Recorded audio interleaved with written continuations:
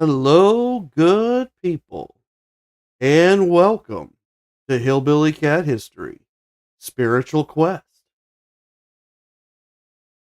Today, we're going to be looking at the rest of Chapter 9 from the Book of John. We may be getting into Chapter 9 of The Impersonal Life by Joseph Benner, a book which had great personal importance to Elvis. And before we get started on all that, we're going to begin with this song, Word on Fire.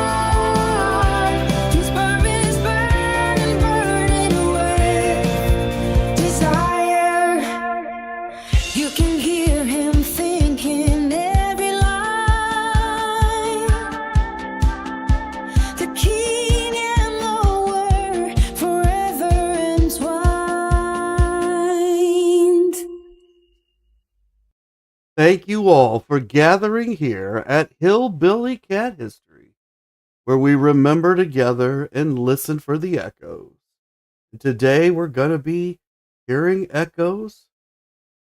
Well, the first one's going to be from Elvis, Hi, Pat. Hi, Jen. Thank you so much for coming. Appreciate seeing you both here. And Jen says she's going to try and listen to me in the car. I've never really thought about people listening to me in the car, like on the radio, because I guess it's probably coming through the speakers of the car these days with the Bluetooth and everything. It's almost like I'm on the radio just like Elvis. How about that? But let's take a look at this artifact, which is a book that Elvis owned. It's called The Science of Religion. So, for those of you who are trying to keep a list of books Elvis read, this is one of them, The Science of Religion. You know just as much about this book as I do at this moment, because this is all the information that's available on it. Somebody bought this in an auction, and this is all they got, was what we see here. It's written by Yogananda, and I'm not sure the first name because the tag's covering it up, but I believe that's a famous writer of other mystical works or metaphysical works. One that Elvis had read other books from. And we can see that this particular item was auctioned in 1999 on December 5th. And that there was one book, The Science of Religion, and an ashtray. So this book, I don't know if it came with the ashtray or it's trying to say the provenance covers both the ashtray and the book. Maybe they're available in different lots. And it says it was obtained from the Thompsons. Now, they've misspelled the name of Thompson, but this is Linda Thompson's family. So I don't know if this means Linda Thompson, if it means Sam Thompson, who also worked for Elvis, if it's Linda Thompson's mother. I believe Linda Thompson's mother and father got divorced. Maybe that's Ginger's parents I'm thinking of. So maybe that's Linda's parents, the Thompsons. That's kind of the way I'm taking it. It's not from Linda herself, but from somebody else in the Thompson family. And that Elvis, I don't know if he gave this book to Linda and then it made it to one of the other Thompsons, or if he gave it directly to them because he knew them all. It says that the book was obtained from them in 1978. Well, that was not long after Elvis passed away. So they didn't hang on to the book much once Elvis was gone. Do you think they read the book? Whichever member of the Thompson family had this, do you think they read it? Do you think Linda Thompson has read this book, The Science of Religion? I don't really know what it's about or what it says, other than I believe it's a metaphysical text like the impersonal life that we've been walking through.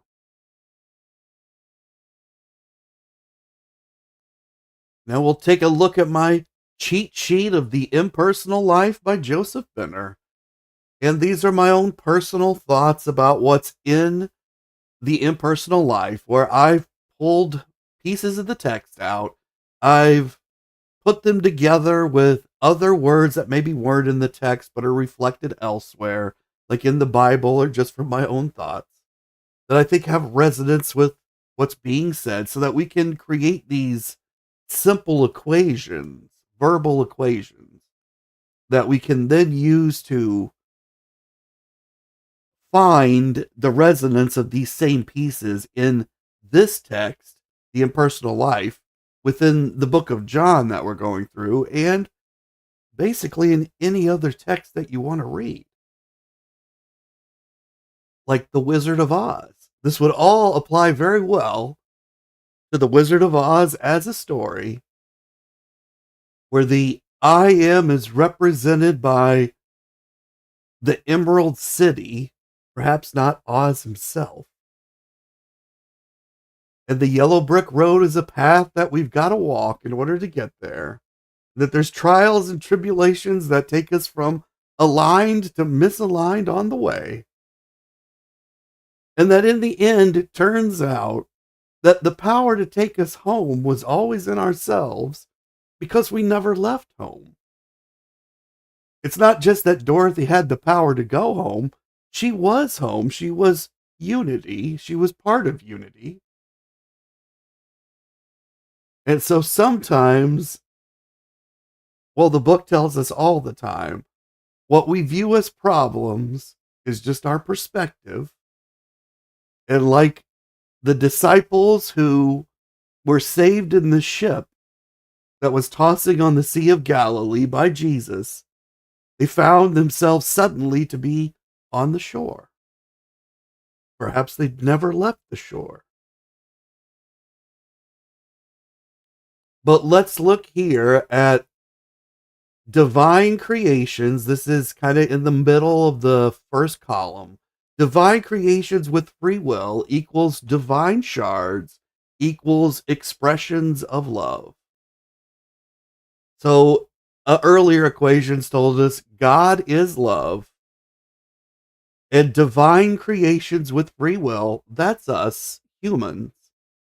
We are shards of the divine, perhaps splinters of the divine. The books told us that we are here to express a specific attribute of the divine, something that he wants to do here in the mortal realm. And we're also expressions of love because God is love. So to be a shard of the divine, or to be any expression from the divine, to be a splinter of the divine is to be an expression of love. And he's even splintered off his divine will and given us a piece of it that we think of as free will.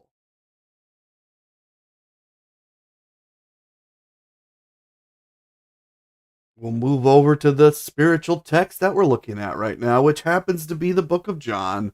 We left off on this verse 28, where the blind man who had been healed by Jesus, and he could now see, the people have taken him to the Pharisees because they're frightened. They've become frightened of this miracle that they've seen. They've known this man forever. He was born blind. Now he sees. Something has happened. They don't know how to decipher it. They take the man to their religious authority. That's the Pharisees. The Pharisees question him.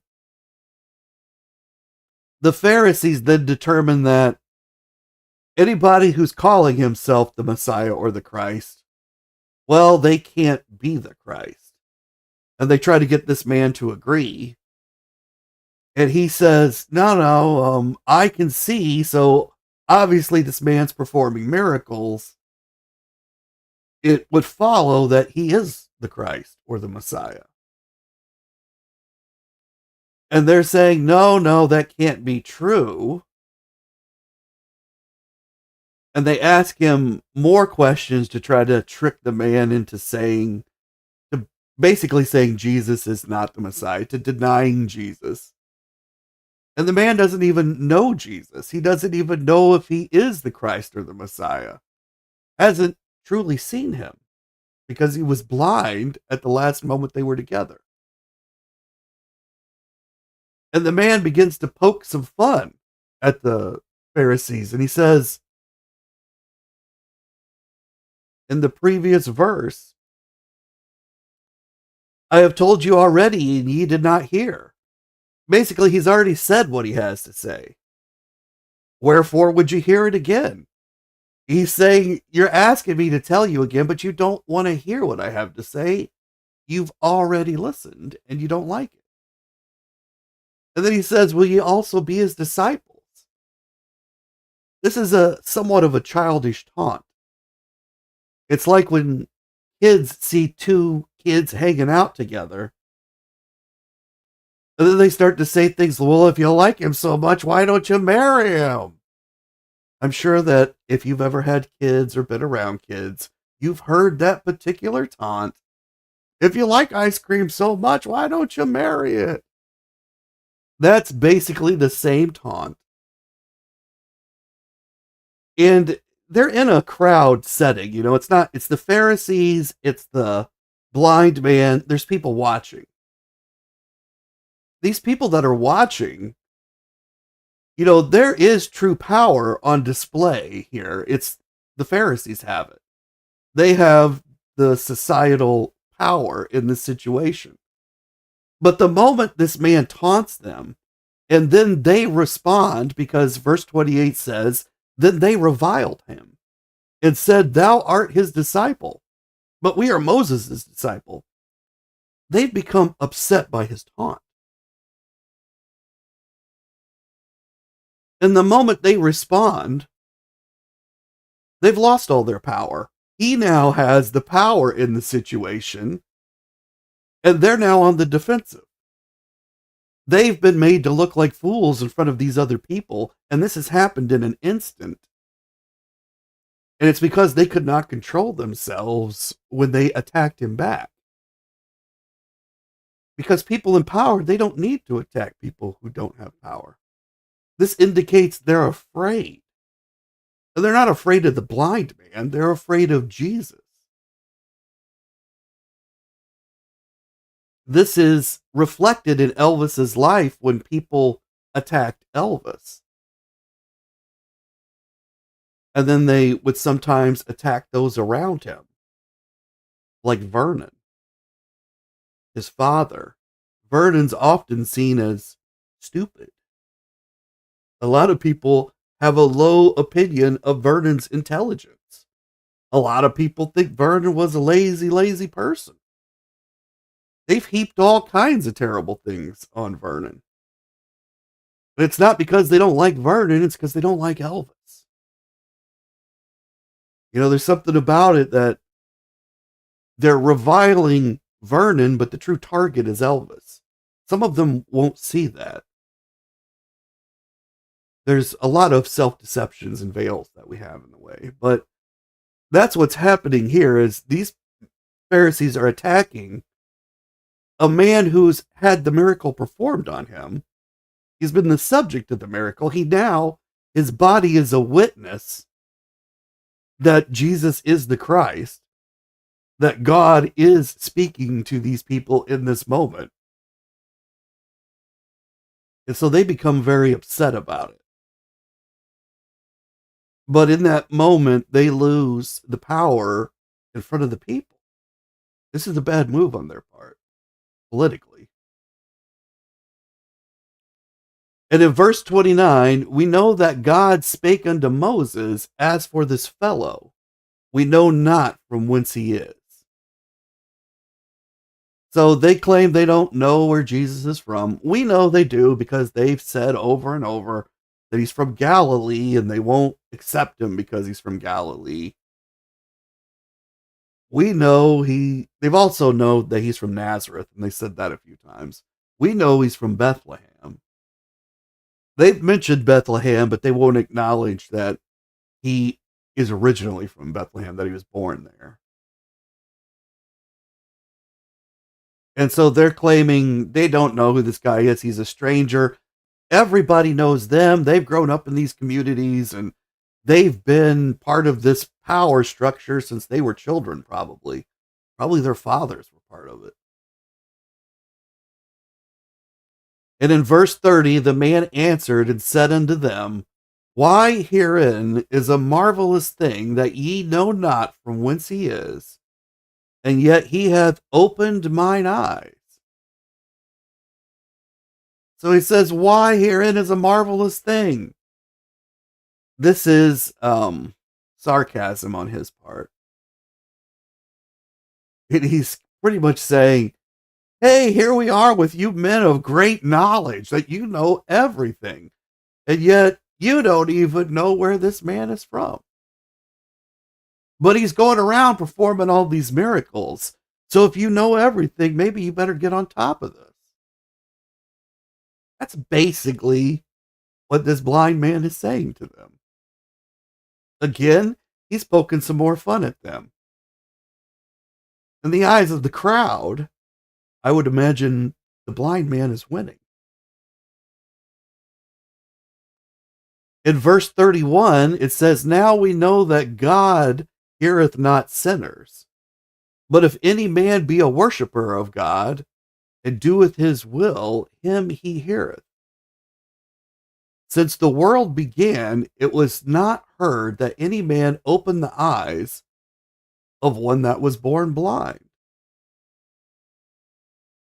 So the blind man's pointing out, I was born blind. I'm not blind now. This is a big deal. You're acting like nothing's happened. You're focusing on the fact that it's the Sabbath. You want to try to tell us that this man can't perform these miracles because of wherever he's from. And yet I can see you. So the blind man literally can see the Pharisees.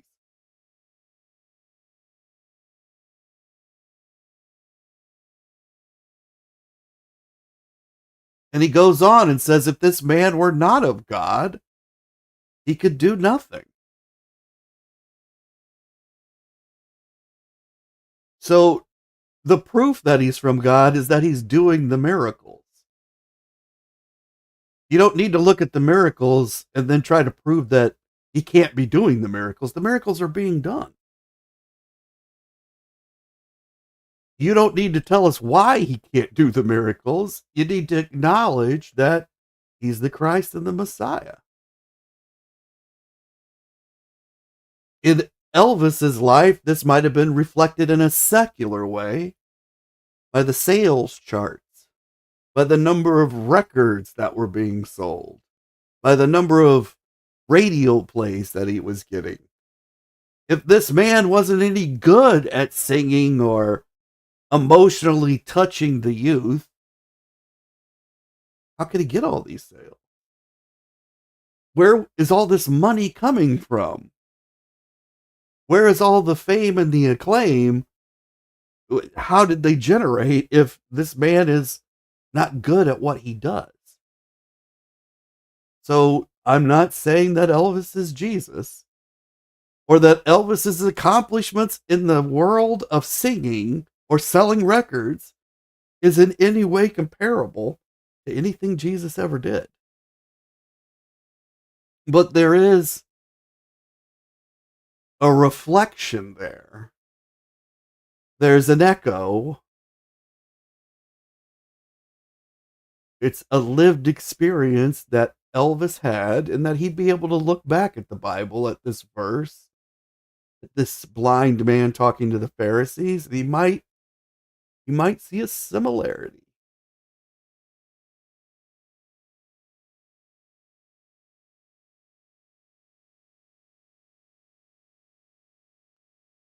The Pharisees, they answered and said unto the blind man, Thou wast altogether born in sins, and dost thou teach us?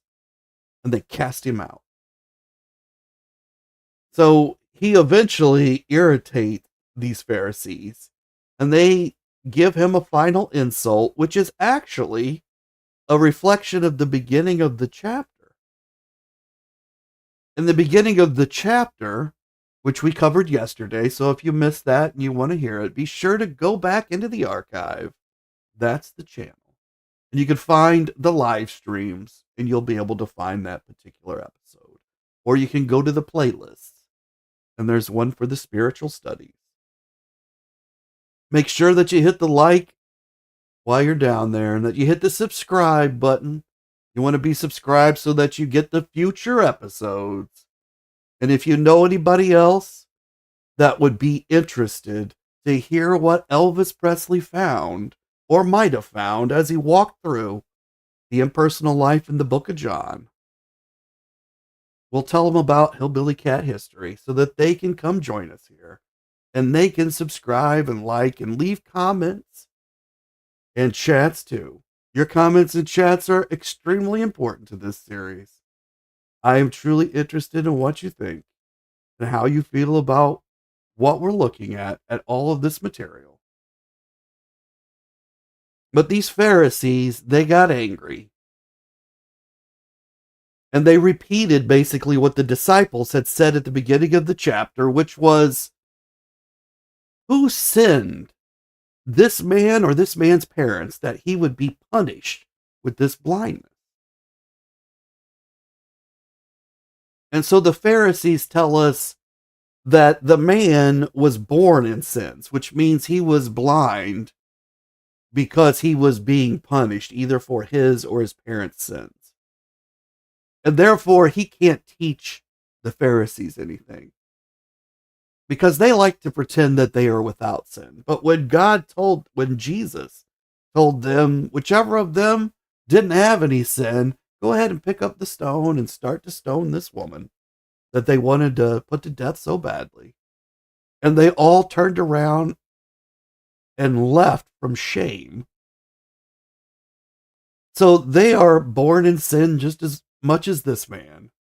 I mean, it is a true statement. They're all born in sin.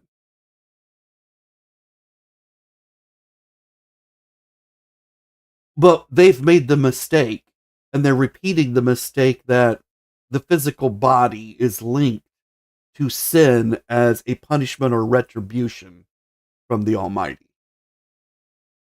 Joseph Benner would not go along with this. Elvis, I don't think, would believe this. They did believe you could heal through alignment, but misalignment did not bring punishment in the physical form like this, of the physical form. That beauty does not reflect the beauty of the spirit. The physical form is not tied directly to the spiritual form in that way.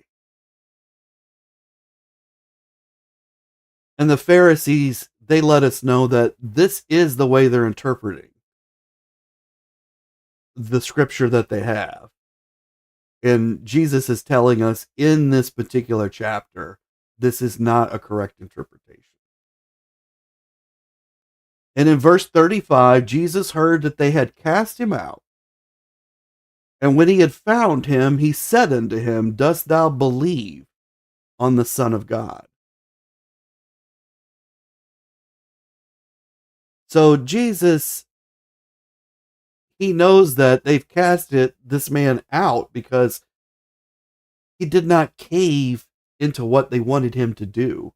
He did not acquiesce. Therefore, he must have in some way defended Jesus. But Jesus also knows this man doesn't know he is Jesus. And so in verse 36, he says, the previously blind man answers and says, who is he, Lord, that I might believe on him? And Jesus said unto him, thou hast both seen him, and it is he that talketh with thee. Jesus says, I'm right here. It's me. It's good to meet you. And in verse 38, the previously blind man said, Lord, I believe. And he worshiped him. And Jesus said, for judgment I am come into this world, that they which see not might see, and that they which see might be made blind. So that's the judgment that Jesus says he's bringing to the world. He's taking the veils,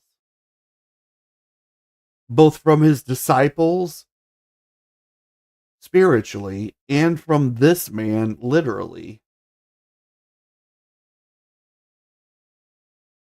And then he says, and they which see might be blind.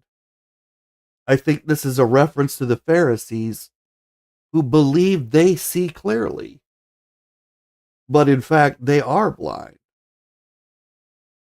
And even though this man, whose his very body is the testament of a miracle, they still couldn't see it.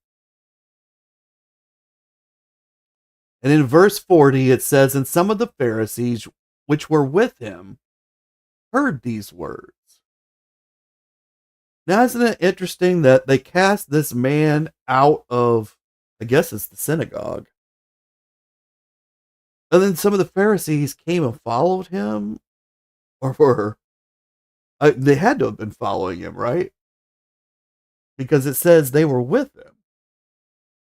Did they leave with him? Strange, right? But they asked Jesus, are we blind also? So they catch that last part, and they're trying to figure out which one is he insulting them in some way. They caught on very well to the blind man's insults, but if this is an insult, they have not caught it. They're trying to catch it.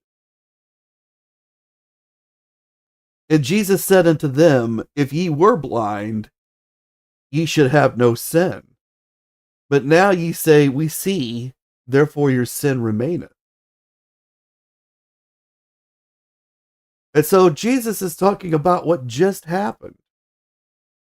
That the Pharisees just told this blind man, you were born in sin, you are the sinner, that's why you were blind. And the implication is that the Pharisees have no sin. And the Pharisees have indicated this before when they wanted to stone the woman that they brought to Jesus. And he told them, whoever among you has no sin, pick up that stone. So they are blind to their own sins. Now, Joseph Benner would say this is alignment, and that these men are misaligned, and that the interference that's caused by the misalignment is blinding them, and it's blinding them in such a way that it's self-delusional, and they don't believe they have any sin. So not only have they turned away from heading north towards Jesus, they're drifting towards heading south, and they may already be heading south. But in their minds, they're headed north through a self-delusion.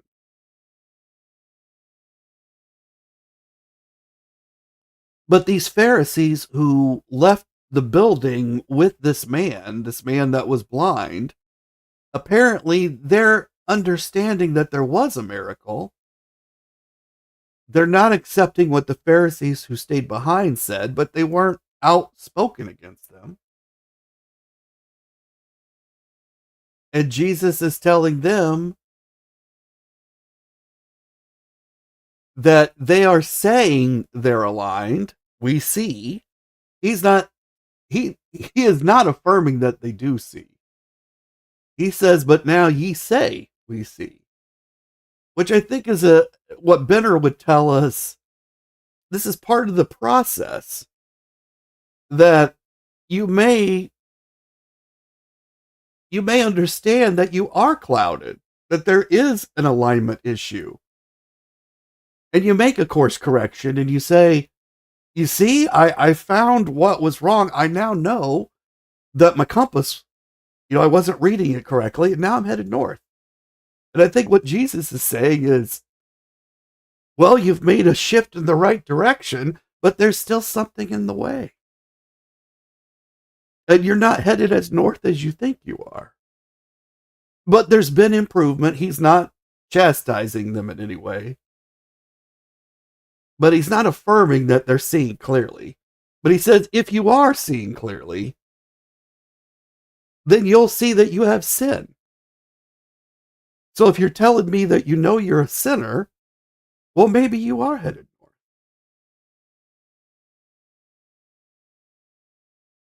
I think this would have resonated deeply with Elvis because he existed in a circle of a lot of people who, we could call sinners. And Elvis was among them, and he recognized the weakness and moral failings of those around him as well as his own. And he forgave all of those moral failings. He forgave them over and over. I think many of those around him forgave any of his moral failings. So, it's somewhat of a two-way street. Now, some of them, I think some of that got in the way of those relationships, and that's what destroyed some of those relationships. Just like it does in every human life and every human who has relationships, they're going to go through this, and we've all got them. But this is telling us, and Elvis, it's not the end that you have sin. You don't have to reach a point where you're trying to convince anybody that you don't have sin. What's most important is to recognize that you live in sin.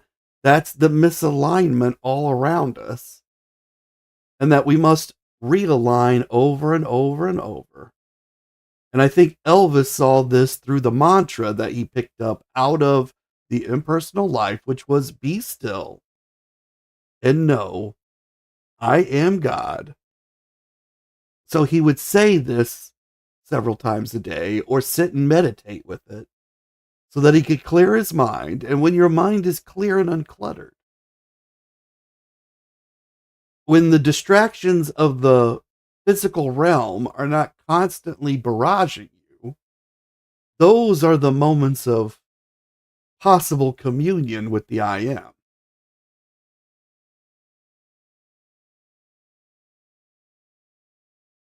That's what Joseph Benner is telling us over and over. And that brings us to the Impersonal Life with Joseph Benner. Chapter 9, The Garden of Eden. In the previous chapter, chapter 8, it told us basically a restatement of the first, I would say, many chapters of the book of Genesis. It's all about how did God create the earth and how did he create man. And it slowed it down a lot slower than what Genesis went through it. And it also described it as a process. A process of creation which we've already been given in previous chapters.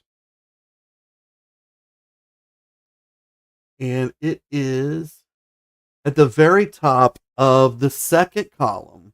It says divine inspiration plus desire plus imagination plus the word, which is the Holy Spirit, equals divine manifestation.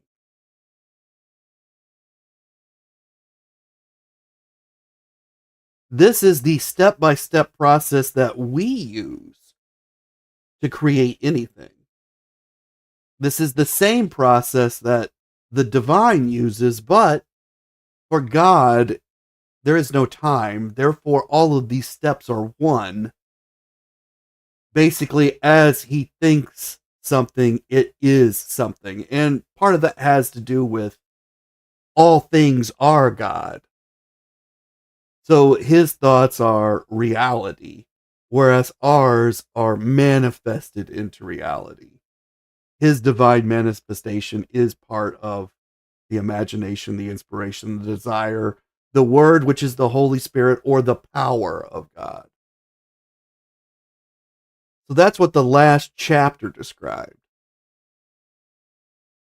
And now we're going to go into the Garden of Eden, or where Adam and Eve, the first humans, where they existed. And so this would be humanity in a period of innocence. And we talked yesterday about how children might reflect that period of innocence because their personality has not been formed, which Joseph Benner is saying that is really the human brain, is your personality, and that it's required for survival here. We've got to have that as an adult to be able to make it through this world. But that as a newborn, you don't have any of that formed yet. And therefore, you might have a clearer transmission of love directly from God, because God is love. And so this period that I think Joseph Benner's gonna tell us about, this would be the period of time of humanity when we are in our infancy, all of humanity. And so we are receiving and transmitting love more directly with the divine. And it says, whether or not you have gotten any clear grasp as yet of what has just been stated, do not discard it as impossible of comprehension. For in every line is hidden a meaning that will more than repay you for the study necessary to make it become clear. So the book's telling us you've made it 9 chapters into this book, and I bet you're confused about some things. And it's okay to be confused. You're expected to be confused, but don't give up. You might want to come back and reread those passages again, maybe after we finish the book, because that might bring more comprehension. I personally think that as we together have walked through this book, we have pulled a lot of meaning out of most of the lines that we've walked through. I won't say that we've pulled it out of every one, and I won't say that we've gotten the right meaning out of every one, but there are multiple meanings to all of these statements that Benner makes. They're meant to be rethought about and used as a study tool more than once. So I hope that we're pulling at least one good meaning out of most of what we're walking through. We're reconnecting it back to Elvis. We're reconnecting it back to the Bible. So I think that we are reading and going through this as Benner would have approved. I think he'd be extremely happy to know that we were doing this and that we haven't given up yet. And this says, well, Pat says it's a lot to take in. It is. It's a massive amount to take in. And I think the book's also telling us that it understands it's a massive amount and that you don't have to take it in all at once. It's not meant to be taken in all at once. It's meant to be lived with for a while, and then you come back and you read it again. That's the way Elvis did it.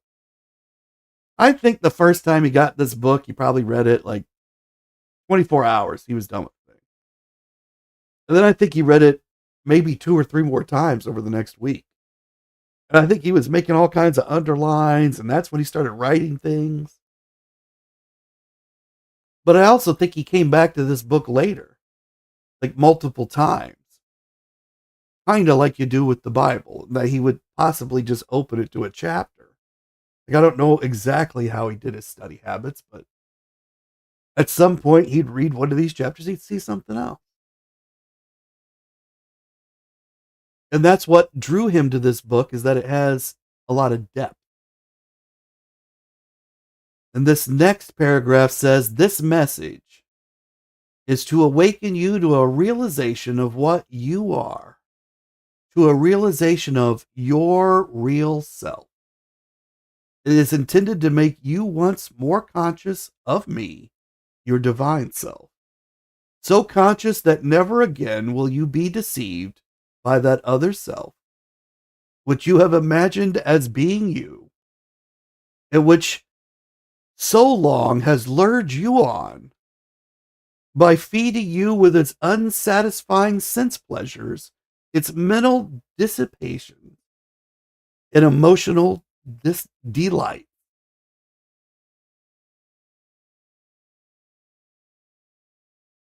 So this is another one of those long, wordy, run-on-y sentences that Joseph Benner loved. But I think Elvis would have really liked this one, because this is speaking directly to him. Unsatisfying sense pleasures. This is what Elvis has been acquiring throughout his life of riches. This is the lesson that Elvis tries to teach others when he gives them a brand new car. It's wonderful for a moment. It's wonderful for the senses. Delight in it. But it doesn't change anything. It doesn't change any of the important things about your life. If you weren't happy before the car, you won't be happy after it. And emotional delights. These are other things that Elvis has chased from time to time. So this book is telling him, you are here because you want something deeper. And that's exactly what Elvis wanted. He wanted something deeper. Now, is the book giving him the something deeper that was best for him? And we could definitely argue about that. But the book itself is speaking directly to him. And Pat says that she wonders if he was reading this book before he passed away. So the book that I've heard he was reading, and I've heard some different ones, but it's usually a Shroud of Turin book. And I think part of the difficulty here is that I think there's more than one book in that bathroom. As we've discussed, the bathroom is a very large area. It's the size of a whole nother bedroom. So I think he kept multiple books in there, and I'm not sure which one he was reading last, but a lot of the discussion is around this book about the Shroud of Turin. I think Larry indicates which book he thinks Elvis was reading, but I don't remember what he said. I can't remember if he agreed if it was the Turin book. We'll have to look at that someday.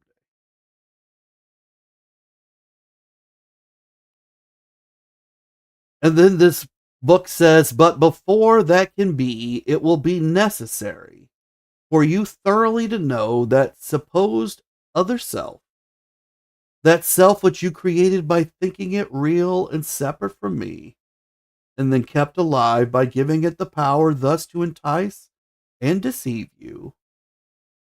So the book is talking about our personality. That's the other us, our physical brain, our human brain, as I think Benner talks about it sometimes. What I think of as the secular brain. This is the part of yourself that's not the spiritual, the thinking part of yourself that thinks about staying alive, eating and shelter and all that great stuff, the comforts of life. This book is saying that you is not the real you. That's the you that you need here, but it gets in the way of you hearing the broadcast from the divine transmission of the I am. It keeps you from speaking directly to the I am in your heart. And the power that you give it is some of the divine power that has been granted to you. So it does make this personality very powerful. And it can become very attractive to think of the personality as the totality. So you stop thinking about the divine spark or the shard, which is truly you. And you begin to think of yourself as the expression of the shard. We are the expression of our divine shard. But we are the expression here, somewhat like the stroke of a pen on a piece of paper is a piece of the poet. But it's an expression of the poet. The part that lives in the stroke, that always remains with the poet.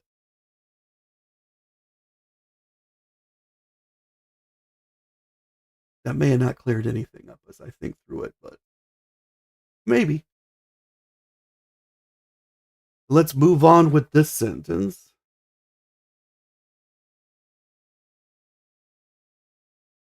It says, yes, that self-created self with its purely selfish pride and ambitions and imagined power, its love of life, of possession, of being thought wise or good, but which self is merely your human personality, which was born only to die as a separate identity, and as such has no more reality or permanence than the leaf, the snow, or the cloud. Well, a leaf, that's an even better way to think of it, isn't it? That a leaf is part of the tree. It is an expression of the tree. Eventually, the leaf falls away, but the life that was the leaf, that life energy, it stays with the tree. I mean, the leaf, it's brought energy into the tree. That was its whole existence, was to capture energy from the sun and transmit it to the tree. And when its job is done, it falls away. But the most important part of itself is still in the tree.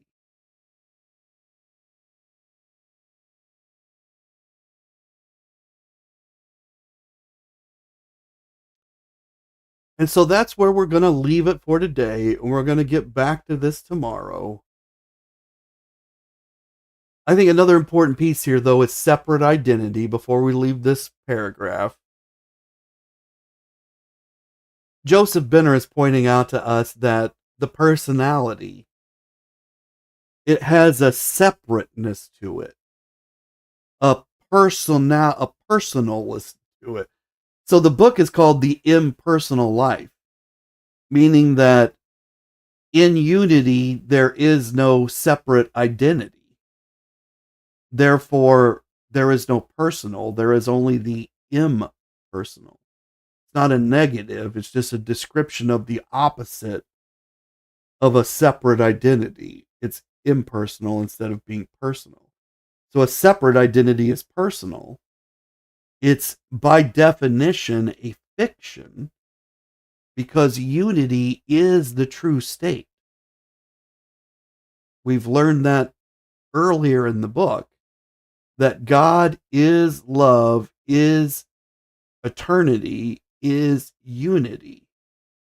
That all these things are one, and that anything that makes us feel separate from those, well, that's ultimately an illusion. It can be a very useful illusion. It's necessary here on earth. But ultimately, that personality will be left behind in the return to unity. And we're going to go out of here on a song. And this song's going to be Heartache and Frustration. Because it is frustrating to go through these books. Because they are difficult. And they do take a lot of thinking. And they make us uncomfortable with some of the ideas that we've already accepted and thought about ourselves, like individuality, which I know to each and every American is very important. It's very important to me. So we've got to square all that out of these books and try to see, how did Elvis, one of the most individual people we've ever known, how did he interpret all of this? But until I see you all again, thank you so much for being here with me today. And you all keep on taking care of business. This is Heartache and Frustration.